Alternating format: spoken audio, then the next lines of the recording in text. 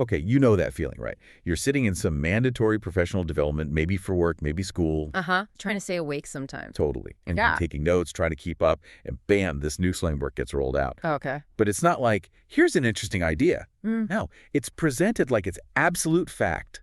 The cure for our struggling students was the actual phrase used. Wow. Yeah, that's a big claim. It sounds familiar, that feeling of something presented as totally complete, totally confident, almost unquestionable. Exactly.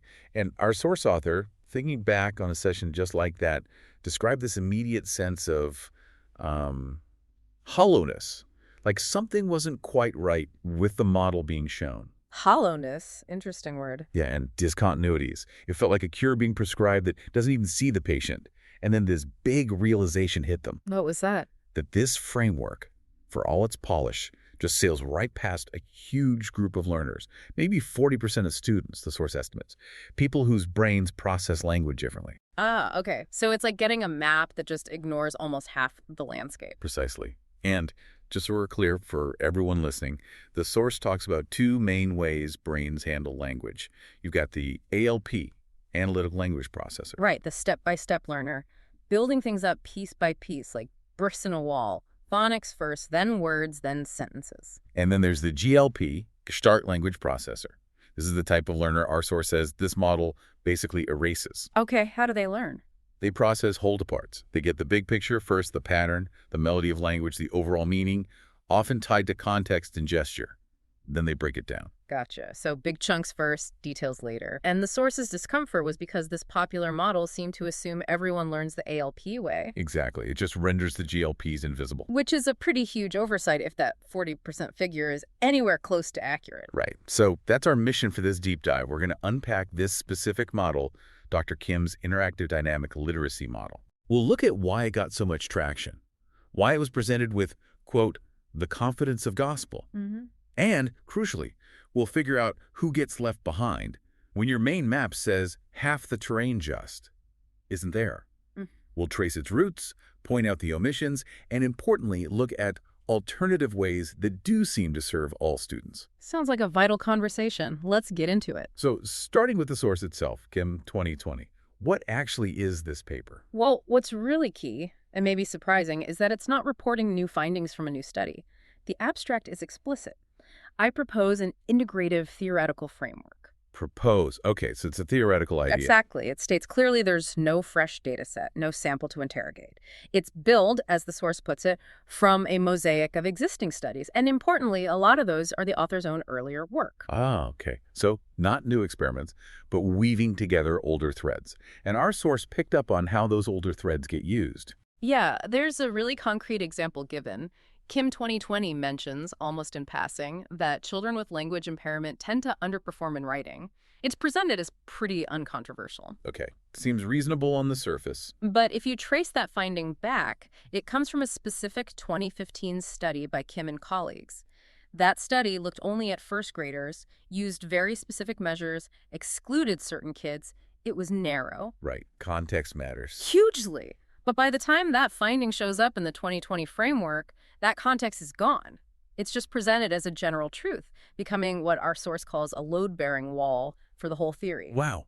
So a very specific finding gets broadened. Is that a one-off, or did the source see a pattern? The source definitely suggests a pattern. They call it self-citation as scaffolding. You take these bounded findings, things true in a specific context, and you recast them as if they're universal truths. And repeating them makes them seem more solid. That seems to be the idea, the steady accumulation of authority through repetition, not through new proof, but just by being cited again and again, often by the same author or group. And we should also probably mention the perspective here. This is grant-funded work, right? Produced by a researcher, not necessarily someone in the classroom day to day. That's a key point the source makes. And that origin story, the grant, the researcher perspective, the specific context of the earlier studies often gets erased when the model lands in a PD session as settled fact. Which leads perfectly into the next big point. The questions that apparently didn't get asked. The missing peer review element. Exactly. If this 2020 paper had gone through a really tough peer review, focused on its claims as a universal model, what should have been flagged? The source highlights a few critical gaps. First up, falsifiability. Okay, the classic science question. How could you prove this wrong? Right. How can this model be tested against disconfirming evidence? The source argues the abstract offers no mechanism for falsifiability. It's like a cathedral without doors. Looks impressive, but you can't actually get inside to check the foundations. Interesting analogy. What else? Representativeness. The 2020 proposal itself has no participants. It doesn't describe the demographics, contexts, or linguistic backgrounds of who this model is supposedly for. So, who does it apply to? Well, that's the problem. It implicitly assumes everyone learns this way. But in practice, everyone usually defaults to meaning people who are most like the research sample from those original, often narrow studies. Which loops back to the earlier point about bounded findings. Okay, what other questions should have been asked? Alternative interpretations. A robust model would usually grapple with competing theories, right? You'd expect that. But this model, according to the source, completely skips engaging with things like the whole-to-parts acquisition path, that GLP style we talked about, or pattern-first processing. Yeah. Even Vygotsky's work on supporting different learning styles isn't mentioned. So it just presents its own view in isolation. Pretty much. Just a clean diagram of skills stacking neatly, one after another. The staircase metaphor. And linked to that, bias audit. Yes. The source points out there's no reflection on the built-in assumptions, like the sociocultural assumptions embedded in the staircase metaphor itself. Is learning always linear like that? Good question. Or the assumption that ALP is the default, the standard way, and a huge one, the complete omission of neurodiversity or disability as factors. Oh. These aren't just small gaps. As the source puts it, these omissions are the silences in which whole populations of learners vanish. That's powerful. So, okay, the proposal might have been coherent enough to satisfy, say, grant requirements. Right. Institutions need things to look tidy. But coherence is not the same as truth, and completeness is not the same as inclusivity. It can tick the boxes, but still miss the mark on the ground. Precisely. And that leads us neatly into how something like this, a proposal, starts to become treated as orthodoxy, the authority pipeline. Okay, explain that. How does a proposal get this momentum without loads of new testing? It starts getting cited, presented at conferences, it shows up in colleagues' work, and crucially, it stops being framed as Kim's proposal and starts being presented as Kim's model, something established, something you can apply. Even without the data confirming it works broadly. Often, yes. It builds steam in what the source calls an academic echo chamber, where silence is assent.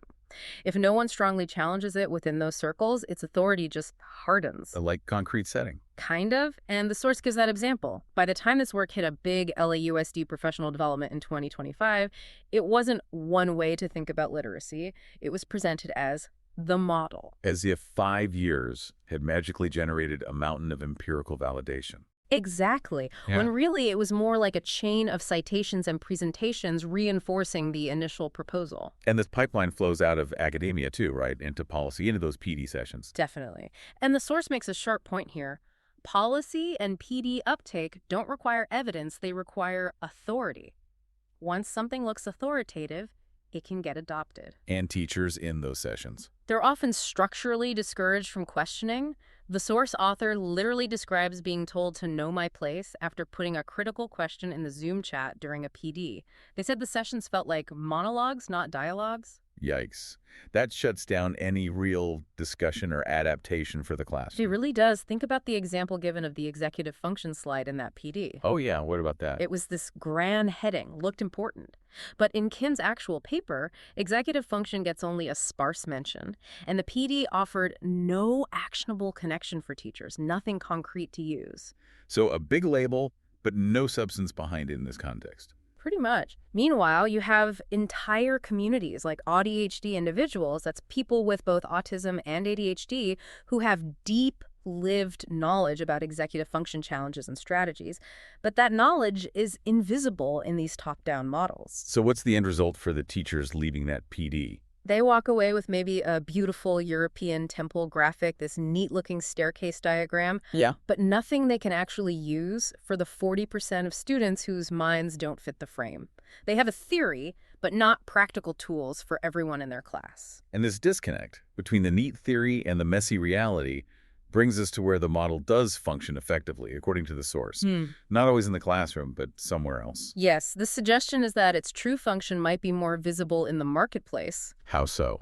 Well, the source argues that capital loves a simple model, something easy to explain, easy to package, and a model that frames struggling readers who might often be these non-ALP Gestalt learners as broken. Well, that creates a need for a steady flow of interventions, programs, and assessments, things that can be bought and sold to fix the perceived problem. Okay, I see the logic there.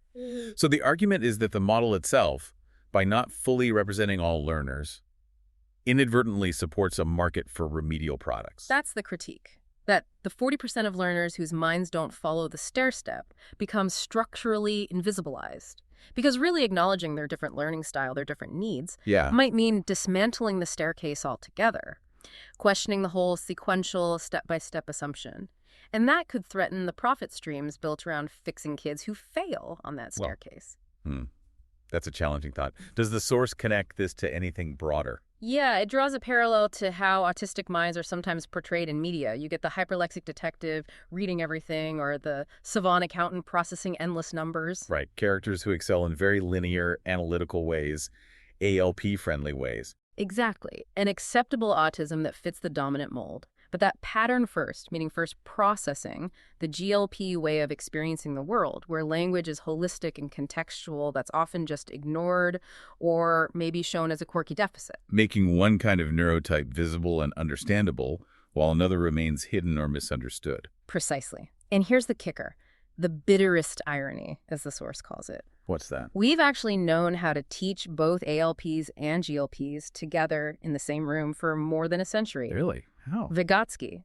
His work in the early Soviet Union on scaffolding and understanding different developmental paths laid the groundwork. He saw how to support different processing styles. But the source argues that the version of Vygotsky's ideas that really took hold in the U.S. was selective. It got stripped, curated, retooled for a system that needed compliant workers, maybe more than diverse thinkers. Wow. So potentially valuable insights were filtered through a specific lens. That's the suggestion.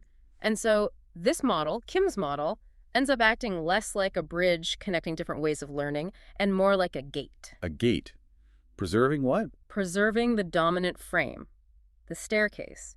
The implicit goal becomes to keep the staircase standing, polished, and intact, even if half the children never reach the top. So the focus shifts from helping all kids climb to just maintaining the structure itself. That's the critique leveled against how the model functions systemically. And the ultimate consequence of all this, if we stick to frameworks that only fit part of the room. Well, the source points to things like stagnating U.S. reading scores, not necessarily because kids aren't capable or teachers aren't trying, but because the tools the maps we're using only fit some of the learners. That 40% are never given a map that resembles their own territory. Exactly. These kids who trace meaning before phonics ever arrives, the GLPs, they're basically navigating without guidance that makes sense to them. Which must be incredibly frustrating for them and for their teachers and families. Absolutely. And the source stresses, again, it's not that other maps don't exist, they're easy to find. Thinkers like Blanc, Prezant, approaches like the natural language acquisition protocol. The knowledge is out there. So it's not a lack of options. It seems not. The issue, the source suggests, is a reluctance to look at those other maps, because doing so would challenge the universality of the staircase. It would mean admitting the dominant model isn't the only way or even the best way for everyone. And the result is this quiet, chronic failure that gets blamed on the kids, not the system or the model.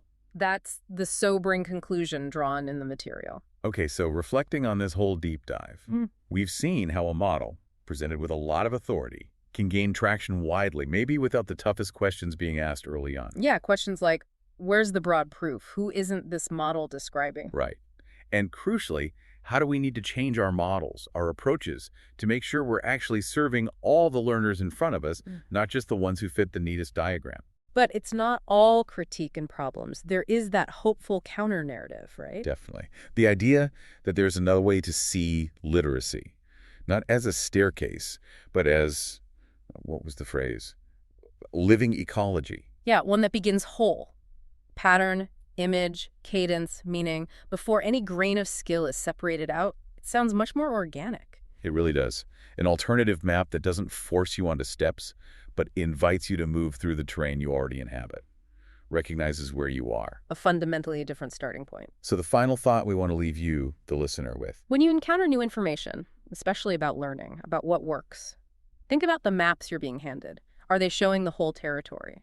And what might happen if you start looking for the hidden groves, the other paths not marked on that main map? How could that change what you see or what you do? Something to definitely mull over.